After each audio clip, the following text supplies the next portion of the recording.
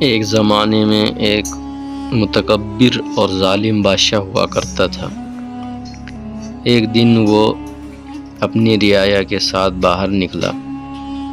ایک سفر میں چلتے چلتے اس کی نظر ایک خارجی کتے پر پڑی۔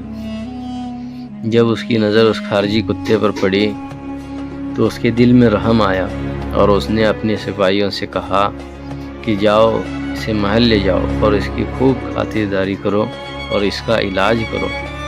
چند دنوں بعد اس بادشاہ کا انتقال ہوا اور اللہ کے سامنے اس کی پیشی ہوئی تو اللہ رب العزت نے کہا کہ تو ایک کتا تھا، اسی لیے ہم نے تجھے ایک کتا دیا، تو نے اس پر رحم کیا، اس لیے جا آج ہم بھی تجھ پر رحم کرتے ہیں۔